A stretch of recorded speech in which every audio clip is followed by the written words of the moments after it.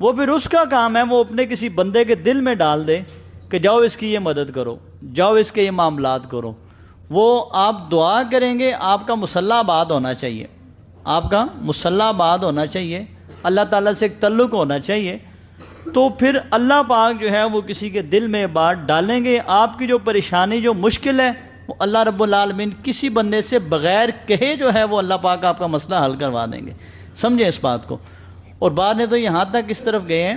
کہ اگر کوئی فائدہ اللہ نے پہنچانا ہے تو ممکن ہے، ایسی روایات بھی تو موجود ہے نا، کوئی فرشتہ انسانی صورت میں آ سکتا ہے، فرشتہ انسانی صورت میں آ سکتا ہے اور آپ کی مدد کر کے اللہ تعالیٰ کے حکم کے مطابق، تقدیر کے مطابق وہ آپ کی مدد کر کے واپس جا سے، آپ کو کیا پتا وہ کون ہے۔